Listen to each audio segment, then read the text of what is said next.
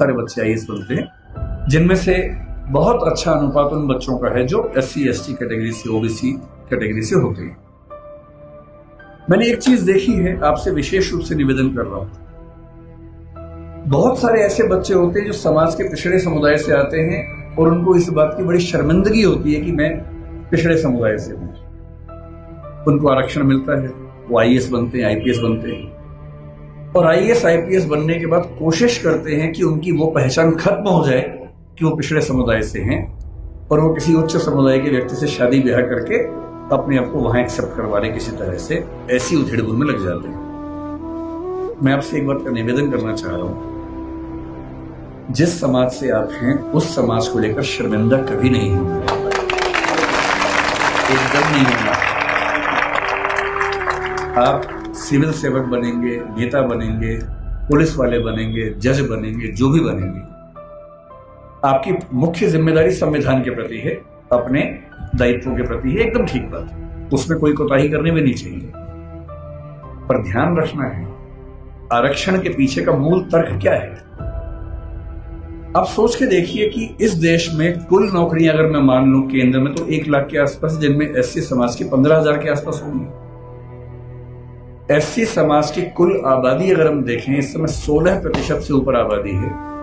अगर 150 करोड़ दिमाग में रखने या 140 करोड़ रखे तो 23 करोड़ के आसपास आबादी दलित समाज की या SC समाज की भारत में।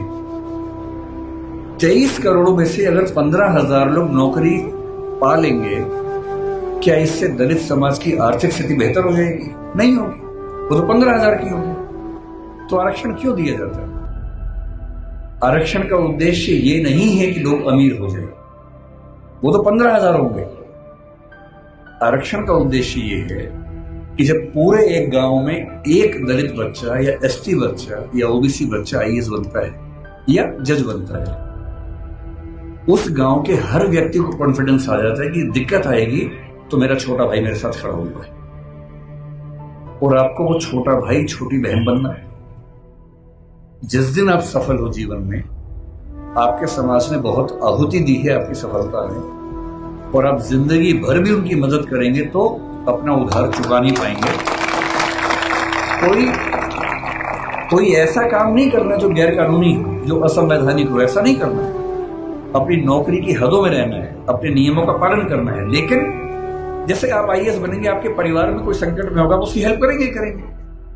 ठीक वैसे आपके समाज में कोई संकट में है, पुलिस यदि उसके साथ बदतमीजी कर रही है, गैर कानूनी कृत्य कर रही है, तो उस पुलिस को आप फोन करेंगे तो उसके साथ कुछ गलत नहीं होगा, ये आप पक्का कर सकते हैं। अंबेडकर साहब से सीखना चाहिए कि मैं जिस पृष्ठभूमि से हूं उस पर शर्माना नहीं है।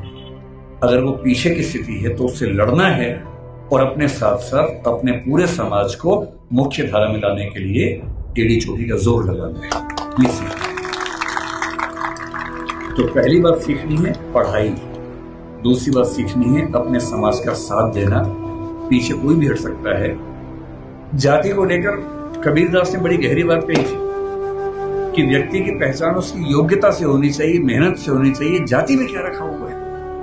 उन्होंने कहा, जाति ना पूछो साधु की, पूछ लीजिए ज्ञान। ज्ञान पूछो, मोल करो तलवार का, पड़ी रहन दो म्यान। म्यान में क्या रखा है? तलवार की कीमत है। और यदि हम कहते हैं कि पिछड़े समाज के लोग पढ़ने में पीछे हैं, तो ऐसा क्या था कि एक बच्चे को मौका मिला और वो पूरी संविधान सभा में सबसे ज्यादा पढ़ा लिखा व्यक्ति बन गया? इसका मतलब है कि अवसर मिले, जुनून हो तो व्यक्ति कुछ भी कर सकता है।